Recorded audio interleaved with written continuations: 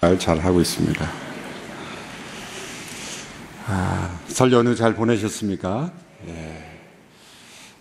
오늘 드려지는 비전 헌금은 동성애 반대, 또한 동성애자들을 치유하고 회복시키는 그런 여러 단체들이 있습니다. 그래서 그 단체들을 저희가 함께 조금씩이라도 도와주는 그런 일을 우리 함께 참여하게 됩니다. 설교 후에 함께 참여할 수 있게 되기를 바랍니다.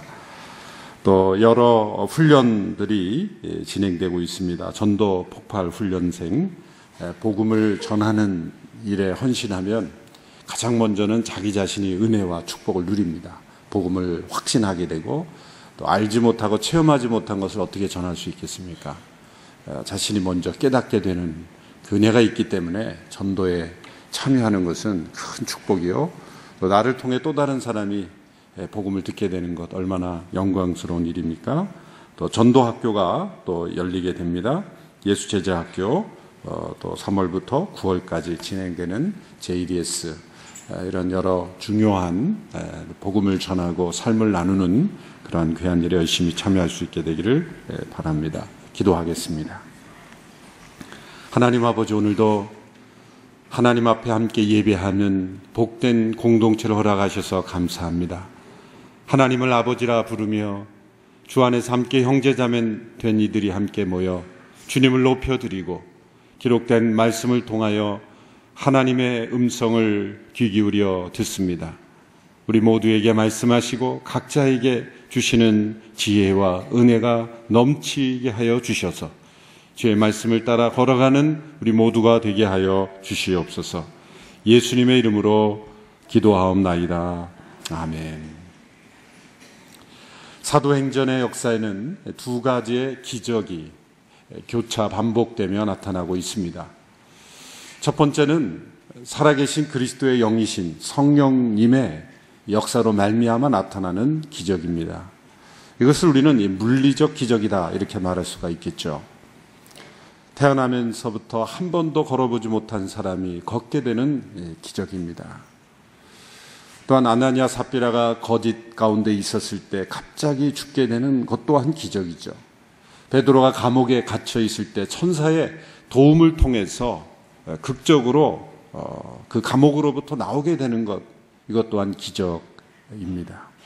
더러운 귀신들이 떠나가고, 그리고 많은 질병들이, 환자들이, 또 장애인들이 고침을 받게 되는 것, 이 사도행전에 나타난 물리적 기적들이다 이렇게 말할 수가 있습니다. 또 한 종류의 기적은 살아계신 그리스도의 말씀이 성령 충만한 성도들을 통해서 전해짐으로 인해서 사람들의 삶이 변하게 되는 기적입니다. 존 라일이라는 청교도 목사님은 이러한 변화를 가리켜 도덕적 기적이다, 그런 표현을 썼습니다. 도덕이라는 단어와 기적이라는 단어가 서로 연결되는 것 같지 않지만, 진정한 기적은 삶이 변하는, 사람의 내면이 변화돼서 새로운 삶을, 새 생명의 삶을 사는 것이 기적이라는 것이죠. 사도행전 2장을 보면 믿는 사람들이 함께 모여 자기의 것을 자기의 소유로 여기지 않고 필요를 따라 나누어 주는 그런 나눔의 기적, 이 도덕적 기적입니다. 예루살렘에 있는 성도들이 기근으로 인해서, 로마 제국 전역의 기근에 인해서 가장 어려움에 처해 있던 예루살렘의 가난한 성도들을 위해서 그 당시에 믿는 여러 교회들이 함께 헌금해서 지원하는 이 나눔의 기적. 또한 한 영혼의 성품에 나타나는 기적도 나타납니다. 스데반 집사님이 복음을 전했습니다. 진리를 전했습니다. 역사 속에 살아계신 하나님의 역사를 간증했습니다. 그 결과 수많은 돌이 날라왔죠. 자신을 돌로 치는 그 수많은 사람들 앞에서 스데반 집사님은 천사의 얼굴을 했을 뿐만 아니라 그들을 용서하며 죽었습니다. 주여, 저들의 죄를 저들에게 돌리지 마시옵소서. 자신을 돌로 치는 사람들 앞에서 그들에게 용서를 구하며 죽을 수 있는 사람이 과연 누가 있을까? 기적입니다. 그 스데반 집사님 안에 성령의 충만한 감동이 임함으로 인해서 일어난 도덕적 기적이다, 이렇게 말할 수가 있는 것입니다. 사도행전 이후에도 하나님의 말씀은 수천 년 동안 수많은 사람들에게 도덕적 기적을 일으켰습니다. 방탕한 사람이 온전한 삶을 살게 되고, 성격이 불같은 사람이 온순하게 되고, 세속적인 삶을 살던 사람이 하늘의 뜻과 하나님 나라를 구하는 그런 삶을 살게 되었습니다. 눈에 보이는 것만 쫓아가던 사람이 믿음을 따라 사는 인생으로 변화된 것, 이것이야말로 진정한 기적이 아니겠습니까? 이 도덕적 기적, 이것이 사도행전의 역사를 통해 나타나고, 지금도 계속해서 이 물리적 기적과 도덕적 기적은 계속해서 나타나고 있는 것입니다. 사람들이 생각할 때는 이 물리적으로 나타나는 기적만 사실 기적이라고 그렇게 생각하게 마련입니다. 하나님 편에서 보면 어떤 기적이 더 쉬울까요? 물론 전능하신 하나님 앞에 어느 것이 쉽냐 어렵냐 이렇게 말하는 것 자체가 모순입니다만은, 곰곰이 생각해 보면 그 대상이 원하건 원하진 않건 간에 하나님께서 작정하시면 일으키시는 그런 기적은 물리적 기적일 겁니다. 그런데 사람 안에 일어나는 도덕적 기적은 사람이 자유의지가 있기 때문에 반항할 수가 있어요. 그래서 하나님께 어렵다기보다는 조금 더 시간이 걸릴 수 있다. 하나님께서 인격적으로 우리를 대하시기 때문에 사람들의 자유의지로 말씀을 듣지만 듣지 않은 척하고, 알지만 받아들이지 않고, 또 알려고 하지도 않고, 이 도덕적 기적은 사람들의 반응과 함께, 그리고 인격적인 복종과 순종을 통해서 이루어지는 것이기 때문에 우리가 생각할 때, 물론 하나님께는 복잡하지 않지만 우리가 생각할 때는 좀 복잡해지는 것이죠. C.S. 루이스라는 문학가가 쓴 순전한 기독교, Mere Christianity라는 유명한 책이 있죠. 이 책에 보면 도덕을 세 가지 상황과 관련된다라고 정리했습니다. 첫 번째 도덕은 서로가 조화 있게 살아가는 그러한 차원과 연관이 되어 있다. 다른 사람에게 피해를 주지 않고 우리 모두가 함께 살아가고 있기 때문에 서로가 공평하고 정의롭게 살아감으로써 서로가 함께 조화를 이루는 것, 그것을 도덕과 관련지어 생각합니다. 두 번째는 다른 사람과의 관계뿐만 아니라 자기의 내면을 잘 정돈하고 조화 있게 살아가는 차원이 있다라는 것이죠. 맞는 말씀이죠. 그런데 세 번째 차원을 사람들이 잘 생각하지 않는다는 거죠. 도덕이라고 할 때는 다른 사람에게 그저 피해 주지 않는 것, 그렇다면 나는 도덕적으로 깨끗하게 살고 있다고 생각하는 거예요. 하늘 앞에서 내 개인의 삶을 볼 때도 나는 정결하게 살고 있다, 그러면 도덕적으로 살고 있다라고 생각한다는 거예요. 그런데 사람들이 잃어버린 이 세 번째 차원의 도덕과 관련된 것은 무엇이냐? 그것은 바로 이 창조된 우주와 역사와 인류의 나아가는 목적이 뭐냐? 의미가 무엇이냐? 이 역사와 우주와 인류의 나아가는 방향과 목적을 도덕과 연결하지 않는다는 것이 문제다라는 거예요. 그래서 그분은 그 책에서 이런 비유를 들었습니다. 여러 배들이 편대를 이루어가지고 항해를 하는 선단에 비유합니다. 수많은 배들이 함께 항해를 할 때 중요한 것은 첫 번째는 서로 배들이 부딪히지 말아야 되겠죠. 각자의 항로를 잘 지켜서 다른 배와 충돌하지 않도록 서로 조화 있게 잘 질서를 맞추는 것이 필요합니다. 이게 첫 번째 차원이죠. 다른 사람에 피해를 주지 않고 서로 충돌되지 않는 것. 당연한 일입니다. 두 번째로 중요한 건 뭡니까? 아무리 충돌하지 않다 할지라도 각자의 배가 건강해야죠. 엔진 상태가 양호해야죠. 부딪히는 것으로만 침몰합니까? 혼자 가다가도 침몰할 수 있는 거죠. 그 배 내부가 건강하고 견실하게 잘 관리되어 있어야 하는 것. 이 두 번째 도덕지의 차원이에요. 그런데 배가 아무리 관리가 잘 돼 있고 그리고 서로 충돌되지 않게 선단을 이루어서 잘 간다 할지라도 이 세 번째가 잃어버려졌다면 그것은 올바른 것이 아니다. 그건 무엇입니까? 올바른 목적지로 향하고 있는가? 인천항으로 들어와야 될 배가 저 상하이로 가 있다면, 홍콩으로 가 있다면 그것은 실패한 것이죠. 이 수많은 배들이 과연 올바른 목적지를 향하여 지금 가고 있는가? 그것이 진정한 도덕의 문제라는 거죠.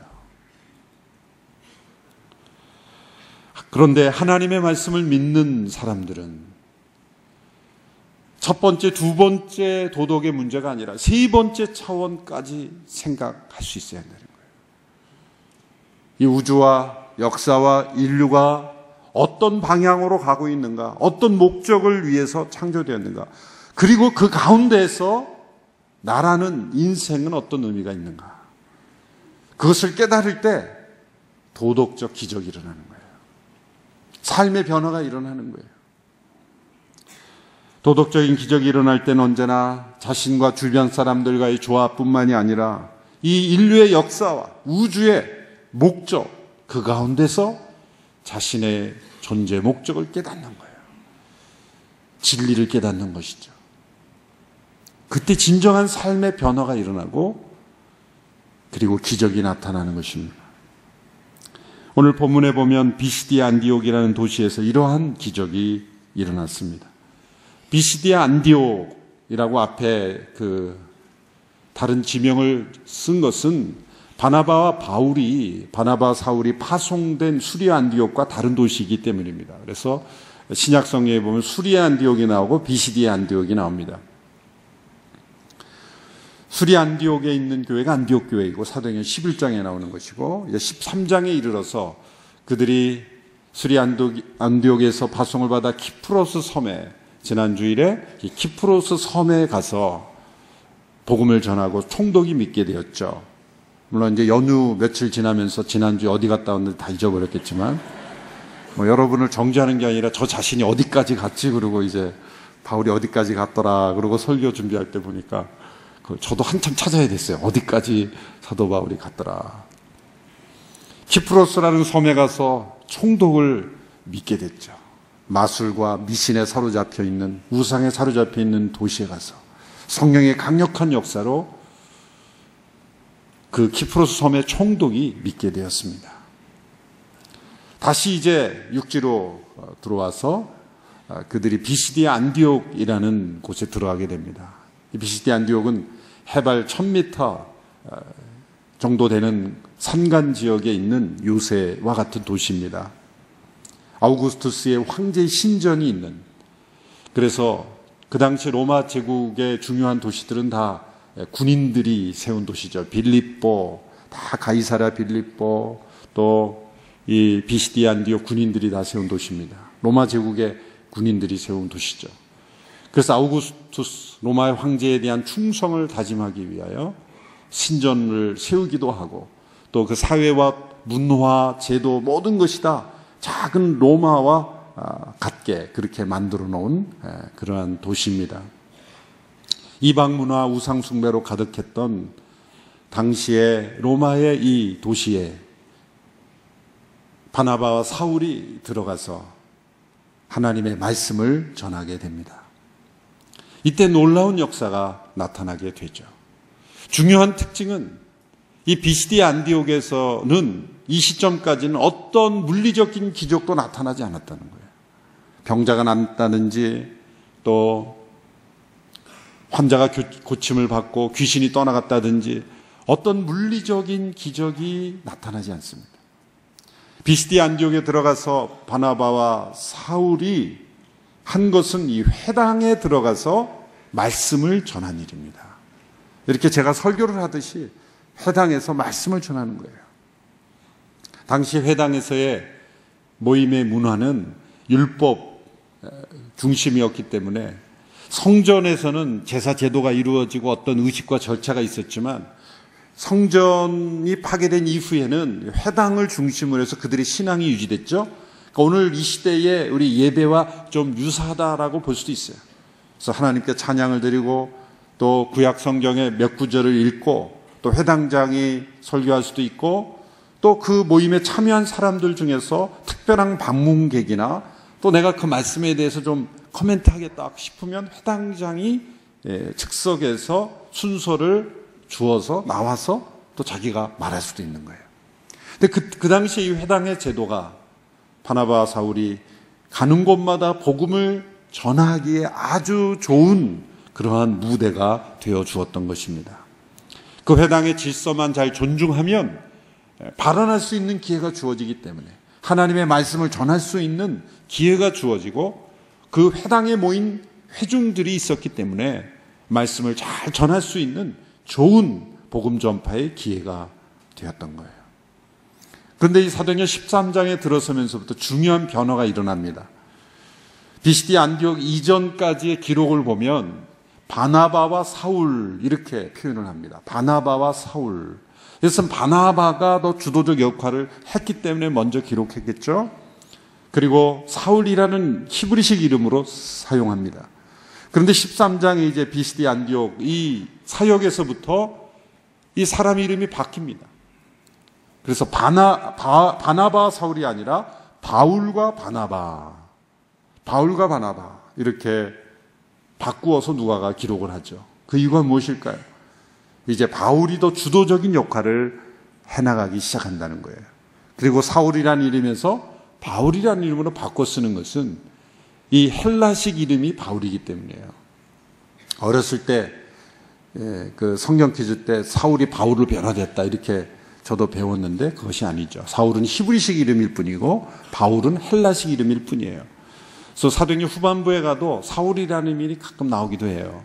그것은 이름을 바꾼 게 아니라 이 대상에 따라서 히브리인들을 주로 대상할 때는 사울이라는 이름을 쓰고, 또 헬라 시대의 이방인들에게 사역할 때는 바울이라는 이름을 주로 사용했다는 것을 우리는 기억할 필요가 있습니다.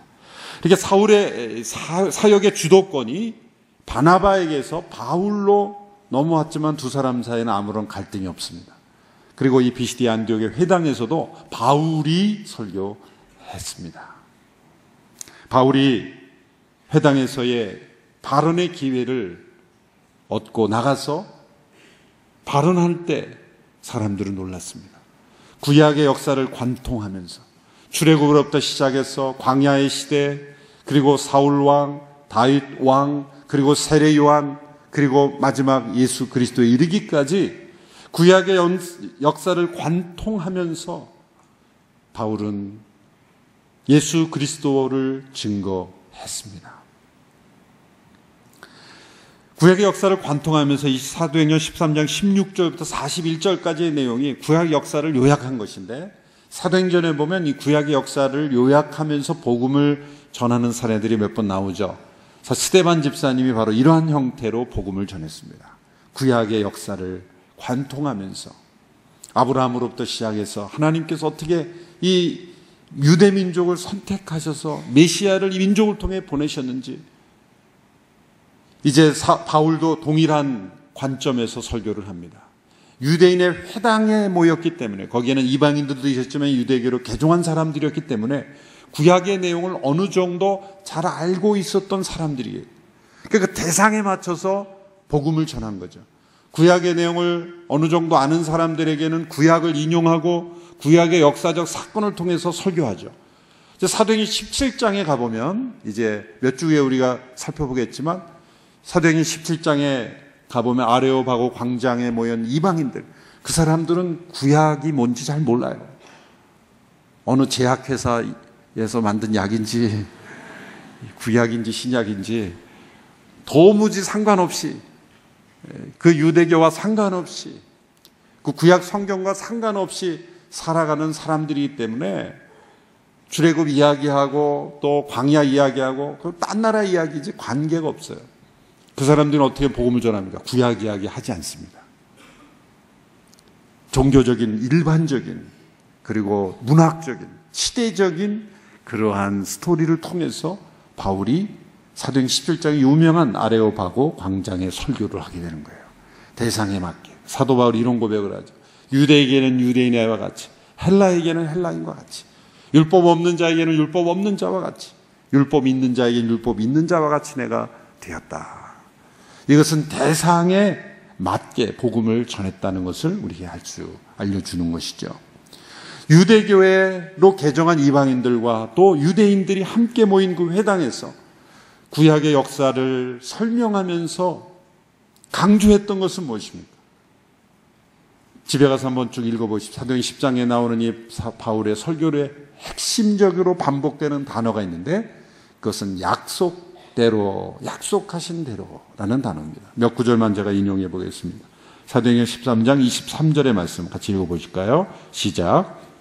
하나님께서는 약속하신 대로 다윗의 자손 가운데 구세주를 이스라엘에게 보내주셨는데 그 사람이 바로 예수입니다. 사도행 13장 29절 시작. 예수에 관해 성경에 기록된 모든 말씀대로 행한 뒤 예수를 나무에서 끌어내려 무덤에 묻었습니다.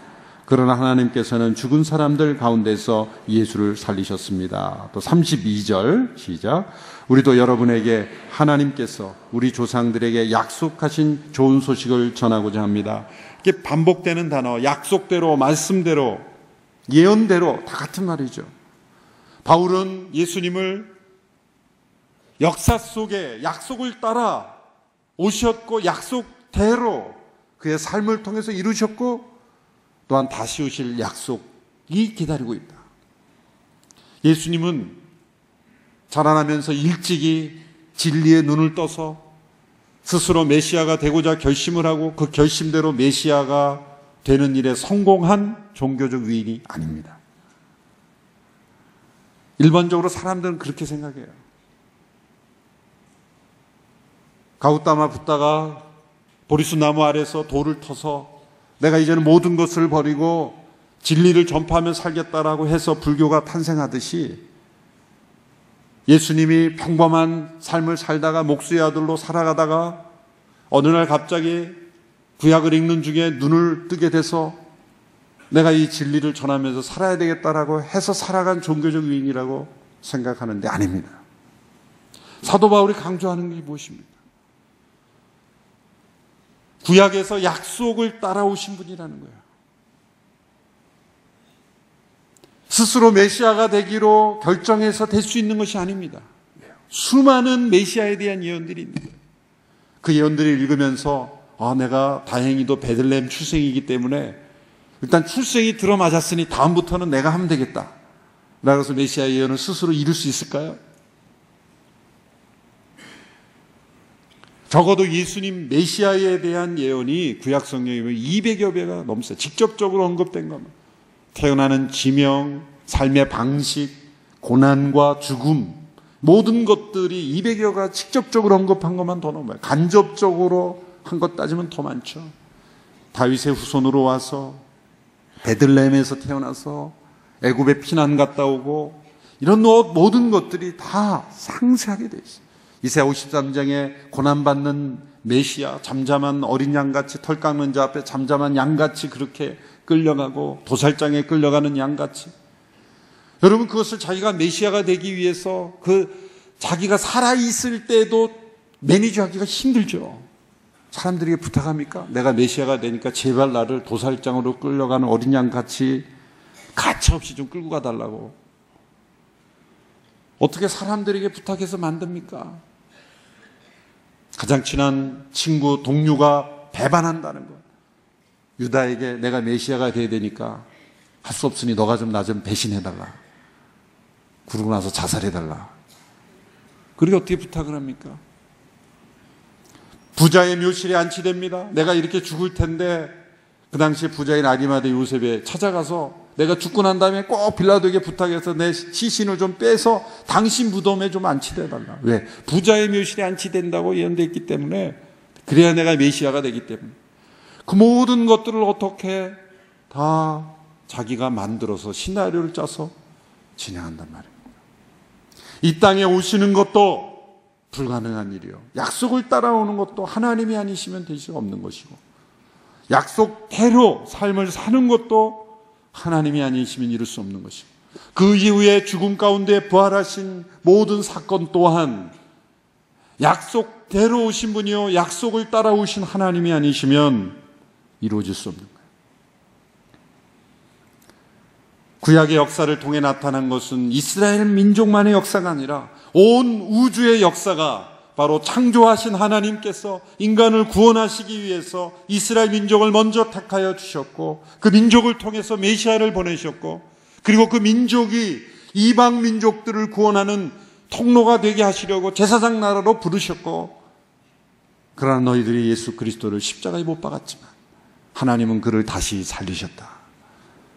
그렇게 예수님을 증거한 거예요. 바울이 전한 말씀은 사람들로 하여금 역사를 보는 눈을 뜨게 해준 거예요. 역사는 돌고 도는 것이 아니라 하나님께서 창조하셨고 타락한 인간을 구원하시기 위해서 역사 속에 일하고 계시고, 그리고 하나님께서 역사를 심판하실 것이라는 그 역사관, 세계관, 그 보는 눈을 뜨게 해주신 것입니다. 세상 사람들과 예수님 믿는 사람들의 차이점은 무엇입니까? 예수를 믿었더니 이 세상에서 잘 됐다. 그게 차이점이 돼서는 안 돼요. 예수 믿는 사람과 세상 사람, 믿지 않는 사람과의 차이점은 역사를 보는 눈이 다른 거예요. 하나님의 말씀이 역사를 통해 주어진 이유가 뭡니까? 이 인류의 기원이 무엇이며, 인류는 어디로 가고 있으며, 역사는 어느 방향으로 가 있으며, 어디쯤 와 있으며, 역사는 어떻게 끝날 것인가? 성경은 역사를 우리에게 보여주는 거예요. 어떤 사람들은 성경을 읽을 때 가끔 마음이 울적하고 외로울 때 그냥 찾아보면 마음이 위로가 된다고 생각하고 이렇게 펴보는 분들이 있어요. 가끔 그런 수도 있어요. 그렇지만 성경을 그런 차원으로만 이해해서 읽어서는 안 돼요. 성경은 우리에게 역사를 보는 눈을 뜨게 해주는 책입니다. 어떤 분은 가끔 잠 안 올 때 필요한 책이라고 생각하고, 잠이 안 올 때 보면 참 좋다. 10분 내에 잠이 든다. 그런 수면제로 여겨지는 책이 돼서는 안 돼요. 성경을 보면 역사에 대한 눈이 뜨지는 거예요. 과학자들이 인류의 기원을 어떻게 설명할 수 있습니까? 역사가들이 역사의 방향과 목적을 다 설명할 수 있습니까? 한 시대에 일어난 그 사건만을 기록했을 뿐이에요. 이 시대를 사는 역사가들은 이 시대에 일어난 일만 정리할 뿐이에요. 미래의 역사를 어떻게 씁니까? 과거에 오래전에 있었던 역사를 과거의 역사를 통해서만 해설할 뿐이지 그 시대의 역사를 어떻게 평가할 수 있습니까? 그런데 성경의 역사는 미래에 대한 예언을 하며 그 예언이 이루어졌고 또 그 또 다른 예언이 주어지고 또 그 역사를 통해 예언이 이루어지는 예언의 역사를 통해 하나님께서 역사를 움직이고 가고 계시다는 것을 우리에게 보여주는 역사예요. 성경을 읽으면 역사를 보는 눈이 뜨시는 거예요. 아, 이 시대가 종말이 가까웠구나. 과거가 해석이 됩니다. 로마 제국 역사가 해석이 됩니다. 보십시오. 수많은 바벨론, 시리아, 로마 제국, 그런 모든 세속 역사에 있었던 제국들의 종말이 어떻게 됐는지, 하나님의 다니엘 시대에 기록된 예언들이 다 로마 제국에 이르기까지 다 성취됐다. 구약의 모든 예언들이 다 이루어졌어요. 이루어지지 않는 예언은 지금도 이루어지고 있습니다. 놀라운 살아있는 책이 바로 하나님의 말씀이에요. 이 말씀을 들을 때 역사를 보는 눈이 띄게지는 거예요. 그럴 때 기적이 일어나는 거예요. 여러분, 사람이 변화되는 것은 보통 우리가 어렸을 때 동화를 들으면서, 이야기를 들으면서 변화가 되잖아요. 아, 나도 저렇게 살아야 되겠다. 사람은 이야기에 의존하며 살아갑니다. 어떤 결정을 내릴 때 그 결정을 내리게 하는 어떤 백그라운드에 그 배경이 이야기가 있어요. 부모님이 해준 이야기, 이 세상에 흘러가는 이야기. 그런 단편적인 이야기가 아니라 우리는 우주 역사에, 전 인류의 역사에, 창조로부터 종말에 이르기까지 하나님께서 우리에게 주신 역사를 읽을 때 우리는 분별력을 갖게 되는 거예요. 그게 진정한 믿음입니다.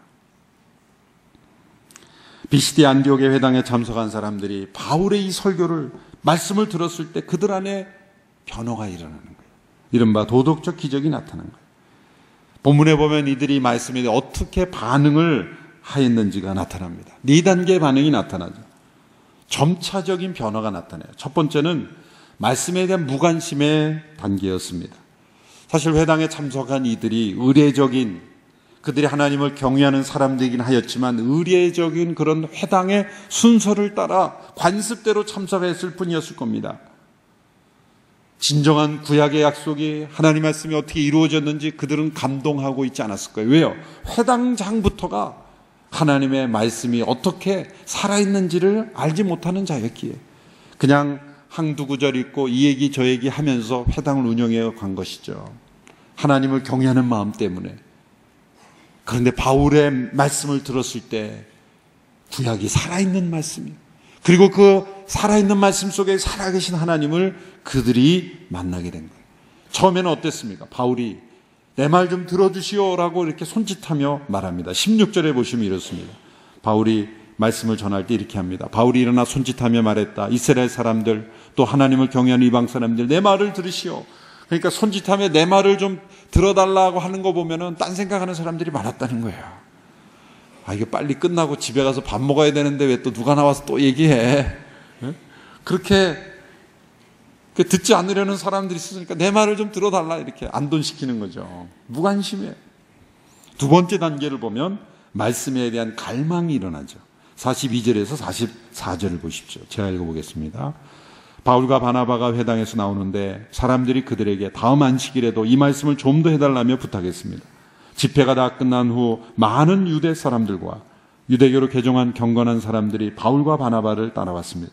그들은 그 사람들과 함께 이야기를 나누고 하나님의 은혜 가운데 계속 머물러 있으라고 권면했습니다. 그 다음 안식일에는 그 도시의 사람들이 거의 다 주의 말씀을 듣기에 모였습니다. 말씀을 더 듣기에 갈망하는 사람들의 모습을 볼 수 있습니다. 왜 이들이 더 듣기를 원했습니까? 바울과 바나바가 재미있는 그런 이야기를 많이 해주는 만담가였기 때문입니까? 야, 진짜 재미있다. 다음 주에 또 들어야 되겠다. 재미있었을 거예요. 여러분 13장에 나오는 그 설교 들어보면 재미있는 내용 하나도 없어요. 이 얘기 쭉 읽어주면 TV에 나가서 읽으면요 바로 방송 끕니다. 이런 역사를 쭉 읽어주는 게 무슨 재미가 있겠어요. 그런데 그 역사 속에서 의미를 발견하고 그 역사의 목적을 발견하는 눈을 뜨면 계속 읽고 싶은 거예요. 읽고 또 읽어도 계속 읽고 싶은 그러한 마음이에요. 한 아기가 태어나요. 아기가 태어나서 막 이제 걷기 시작하고 언어를 배우기 시작하면 제일 많이 하는 게 뭐예요? 왜 그래? 왜? 뭐야? 전부 질문이죠. 알고 싶은 거예요. 더 듣고 싶은 그 아기의 새 생명이 태어나면 그 간절한 마음으로 그 하나님의 살아계신 역사를 더 듣고 싶은 거예요.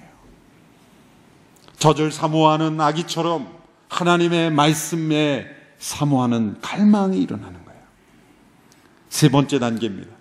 그는 갈망을 넘어서 이제 말씀에 대한 찬양의 단계예요. 오늘 보면 48절의 말씀을 같이 읽어보겠습니다. 48절 시작. 이 말을 들은 이방 사람들은 기뻐하며 주의 말씀을 찬양했습니다. 그리고 영원한 생명을 얻도록 선택된 사람들은 모두 믿게 되었습니다. 말씀을 더 듣고 싶은 갈망의 단계에서 이제 그 말씀을 들을수록 그 말씀을 찬양하게 되는 거예요. 말씀에 대한 갈망을 통해 하나님의 역사를 깨달은 사람들은 주의 말씀을 찬양하게 됩니다. 말씀을 찬양하였다는 것은 그 말씀과 함께 하신, 그 말씀을 주신 하나님을 찬양하였다는 거죠. 요한복음 1장 1절에 태초에 말씀이 계셨습니다. 그 말씀은 하나님과 함께 계셨고 그 말씀은 하나님이셨습니다. 하나님이 우리 가운데 어떻게 임재하세요? 말씀을 통해 임재하시기 때문에 그 말씀은 곧 하나님이라고 말할 수가 있는 거예요. 바울의 말씀 중에 어떤 말씀을 이방인들이 들었기에 주의 말씀을 찬양했다라고까지 했을까? 47절에 그 내용이 나와 있습니다. 우리 같이 한번 읽어볼까요? 시작. 주께서 우리에게 하신 명령이기 때문입니다. 내가 너를 이방 사람들의 빛으로 삼았으니 이는 내가 땅끝까지 구원을 이루게 하려는 것이다. 유대인들을 먼저 택한 이유는 이방 사람들의 빛이 되게 하신 것이다. 유대인들만의 하나님이 아니다. 지금까지 이방인으로서 회당에 참석한 유대인들의 그 회당에 참석한 이방인들은 어떤 마음일까요? 우리는 여전히 이방인일 뿐이야. 유대인들과 다르기 때문에 쉽게 말하면 2차적인 부류의 사람들로 취급을 받았을 거예요. 회당에 같이 모였지만 뭔가 여기에 진리가 있는 것 같고 여기에 참 탁월한 율법이 있고 삶에 여기에 뭔가 있기 때문에 그들이 하나님을 경외하며 따라왔지만 유대교로 개종을 했지만 유대인은 아닌 거죠. 유대인들이 볼 때는 너희들은 세컨더리야. 너희들은 부차적인 부터 우리가 봐줘서 이게 들어온 거지. 너희들은 진짜 유대인이 아니잖아요. 어쩌면 그래서 중요한 회의할 때는 유대인들만 모여서 결정했을 거예요. 틀림없이. 왜? 유대인이 회당이기 때문에 유대교로 개종한 이방인들에게 어떤 권한을 주었을 리가 없어요. 늘 차별, 보이지 않는 차별. 하나님을 믿고 싶은데 그 안에 들어가면 차별이 있는 거예요. 그런데 이 말씀을 통해, 이사야 말씀을 통해, 사도 바울의 말씀을 통해 무엇을 깨달았어요? 유대인들을 먼저 택한 것은 그들만을 위해서가 아니라 이방 민족들의 빛이 되게 하게 위신 것이다. 땅끝까지 구원을 이루게 하신 것이다. 이방인들이 치유가 된 거예요. 아, 하나님께서 유대인들만의 하나님이 아니라 모든 민족의 하나님이시구나. 그리고 땅끝까지 구원을 하신다니 하나님의 공평하심, 하나님의 열심, 하나님의 놀라운 사랑을 깨닫게 되면서 모든 민족을 향한 하나님의 계획을 깨달으면서 이방인들이 주의 말씀을 찬양하는 거예요. 여러분, 언제 우리가 주의 말씀을 찬양하게 됩니까? 하나님이 모든 민족을 얼마나 사랑하시는지, 땅끝까지 이르러 구원을 주시는 그 하나님을 발견하게 될 때 우리는 말씀을 찬양하게 되는 거예요. 세상의 어떤 혁명도 하나님의 말씀이 이룬 것 같은 혁명을 이루지 못했어요. 피 흘리지 않는 혁명이지만 사람들의 가슴을 울리고 삶을 변화시키는 그런 혁명을 일으킨 그런 혁명이 어디 있습니까? 어떠한 역사를 변화시킨 사람도 하나님의 말씀이 세상을 변화시킨 것만큼 영향력은 없어요. 사람들이 잃어버린 것이요, 세상의 공공의 유익을 위해서 사회를 변화시키고 선한 사업을 하고 자선 사업을 하고 선한 일을 한 모든 기관을 거슬러 올라가 보면 다 하나님의 말씀으로 변화된 사람들이 있는 거예요. 사람들이 인정하지 않아요. 어떠한 세상의 기관이나 혁명보다도 하나님의 말씀에 나타난 기적을 통해서 세상은 지금도 아름답게 살고 있는 것입니다. 네 번째로 말씀에 대한 찬양이 이루어지고 네 번째로 어떻게 됩니까? 주의 말씀이 두루 퍼졌다 그랬어요. 이것은 말씀의 통로가 되는 단계죠. 49절의 말씀을 같이 읽어보겠습니다. 시작. 그리하여 주의 말씀이 그 지방 전체에 두루 퍼졌습니다. 말씀이 두루 퍼졌다는 것은 말씀을 갈망하고 말씀을 찬양하는 이들을 통해 말씀이 확산되었다는 거죠. 하나님의 말씀의 권위가 나의 인생을 통해 우리 공동체를 통해서 확산되는 것입니다. 이것이 비스디아 안디옥에서 일어났다는 거예요. 하나님의 말씀에 대한 무관심에서, 말씀을 더 두고 싶은 갈망에서, 말씀을 찬양하는 그러한 반응에서 이제는 말씀의 통로가 되는 거예요. 우리는 어느 단계에 와 있습니까? 말씀에 대한 무관심입니까? 갈망입니까? 아니면 찬양입니까? 아니면 말씀의 통로가 되는 것입니까? 참된 믿음의 사람은 말씀의 권위가 나타나서 말씀의 통로가 되는 사람이 진정한 믿음의 사람들입니다. 그것이 사도행전의 역사예요. 여러분, 우리 모두가 말씀의 통로가 되는 일에게까지 이르는, 그래서 주의 말씀이 두루 퍼지게 되는 그런 역사에 쓰임받는 우리 모두가 되기를 바랍니다. 이런 역사가 나타났을 때 일부 유대인들은 시기심으로 가득 찼어요. 바울이 말하는 것에 대해 반대하며 모욕을 했습니다. 이것은 말씀에 대한 어떤 해석의 문제가 아니었다는 것이 분명합니다. 마음속에 시기심이 가득 찼기 때문에 말씀이 들리지 않은 거예요. 왜 이들이 시기했을까? 여러 가지 원인이 나올 수 있어요.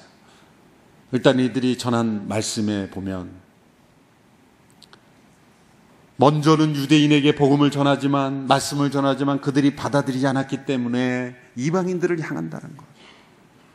유대인들만의 사고방식에 사로잡혀 있었던, 선민의식에 사로잡혔던 유대인들은 반갑지가 않은 거예요. 왜? 수많은 이방인들이 비스디아 안디옥에 있는, 얼마나 많은 사람이 모였는지 모르겠지만 약간 과장법을 써서 그 도시에 있는 사람이 거의 다 모였다 그랬죠.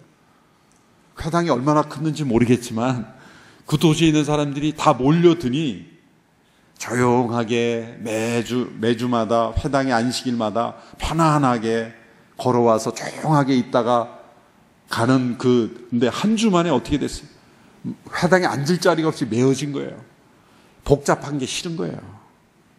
왜 이렇게 사람들이 많이 모여? 귀찮아. 어떤 말씀이 전해지고 사람들이 어떻게 반응했는지는 관계가 없어요. 내가 주차할 공간이 없으면 기분 나쁜 거예요. 내 차를 주차할 공간이 없으면 화가 나는 거예요. 지난주까지 안 그랬는데 왜 그래? 그러면서 싫어지는 거예요. 목사님, 그러면 안 됩니다. 뭘 그러면 안 돼요. 사람들이 내 받고 모였는데 그러면 안 된다는 거예요. 목회가 잘못된 거예요. 회당장 트집 잡습니다. 왜 이상한 사람을 세워가지고 이렇게 회당을 복잡하게 만드는?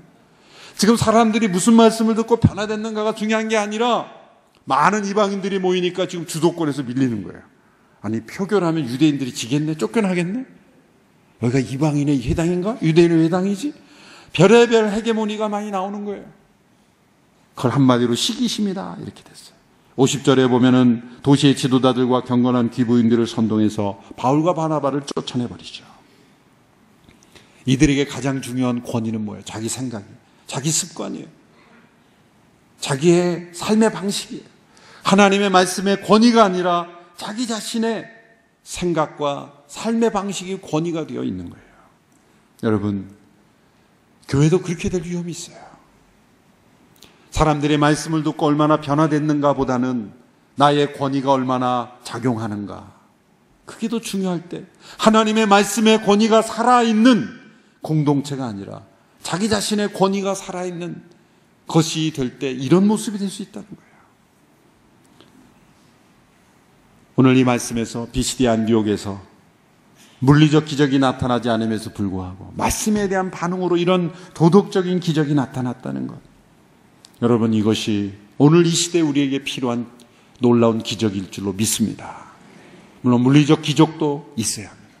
그런데 말씀을 통한 도덕적 기적, 말씀에 대한 반응, 믿음이 깊어질수록 말씀의 지배력이, 말씀의 권위가 점점 더 강해지는 거예요. 무관심에서 갈망으로, 갈망에서 찬양으로, 찬양에서 말씀의 통로가 되는 이런 변화가 우리의 삶을 통해서도 이루어지기를 축원합니다. 기도하겠습니다. 하나님 아버지, 비시디 안디옥에서 놀라운 말씀의 기적이 일어났습니다. 우리의 삶에도 말씀의 권위가 회복되고 말씀 앞에 엎드림으로 말미암아 말씀이 우리를 통해 두루 퍼지게 되는 역사를 허락하여 주시옵소서. 예수님의 이름으로 기도하옵나이다. 아멘. 함께 영상을 보신 이후에 비전원근에 참여하겠습니다.